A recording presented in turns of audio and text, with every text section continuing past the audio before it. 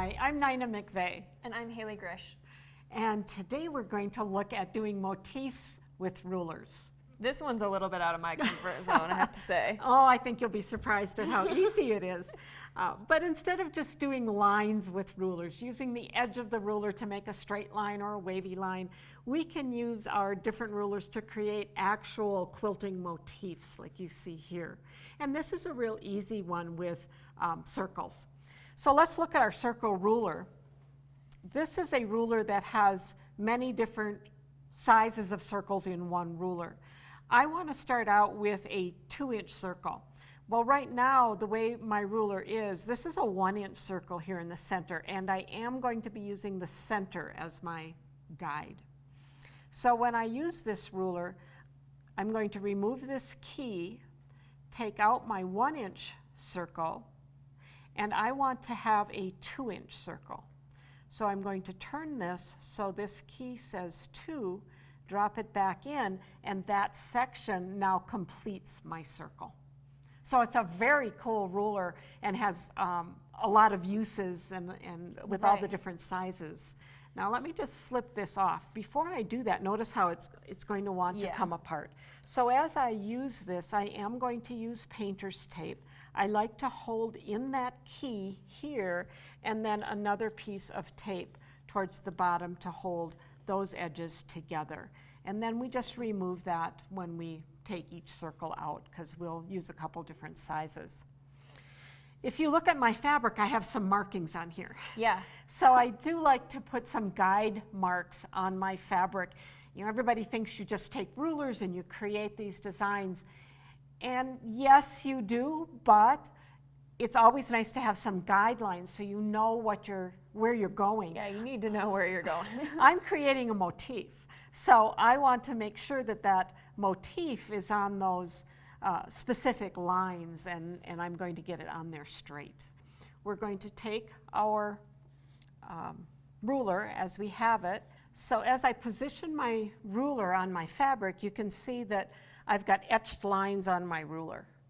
And those etched lines are going to line up with the lines, placement lines that I put, or guidelines that I put on my fabric. So right now, I'm going to do a circle right in the center of this fabric. And you have to be conscious of keeping the edge of that foot on the edge of the ruler to make that perfect circle. And don't forget, I have grips on the bottom of this ruler, so it's not sliding on me. For right now, since we're just going to be demonstrating the how of this, I'm going to cut those threads off. Okay, I'm going to do that same size circle. What I want to do is turn my fabric because I find it easier to orientate starting my circle at the bottom. And I am going to stitch around that circle again. But here is where the fun starts. So remember I said I want to change to the next size circle, so I'm going to take off my tape, remove the inner circle, and notice that there's a groove here, so I don't even have to take. You don't even have to take it out from under the presser foot. You can leave that needle down. I can leave that right there so nothing is shifting. I'm going to turn this key counterclockwise, and now it's going to match that circle. And I'm going to use my tape to hold those circles together. And with my needle still in my fabric, I am going to come over here. I want to get that thread out of the way. Come over here, and I'm going to put this right back down in the same spot. I'm starting my second circle, my bigger circle, in exactly the same place. Be mindful that your foot is along the edge of that circle.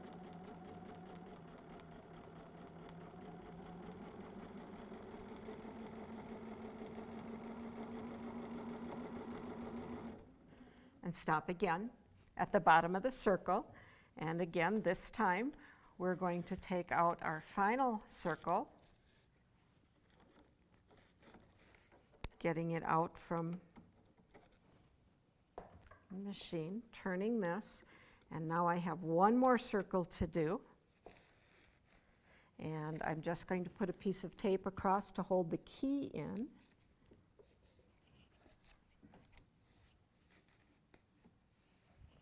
Again, using those etched lines to make sure you're lining up at a perfect 90-degree angle every time. Right, and that's why drawing those guidelines on your fabric is going to make it more accurate.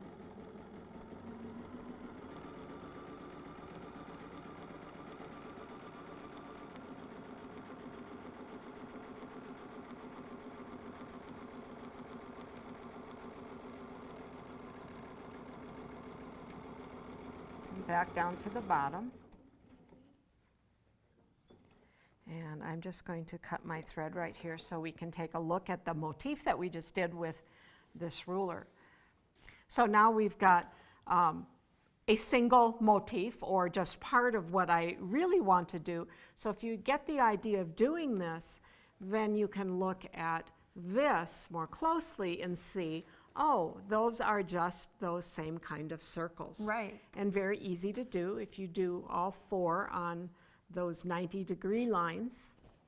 And perfect smooth curves on every single one of those. And then you can even echo the whole motif using the curved ruler combined with a straight ruler, I love just to this create frame. a different design. And now you've taken a basic 9-patch, done a ruler work motif over the top, and really enhanced that. Yeah. So if we look at one more motif, and this of course too was done with rulers, and this was done with a curved ruler and then just echoing that curve for curved grid work in the center.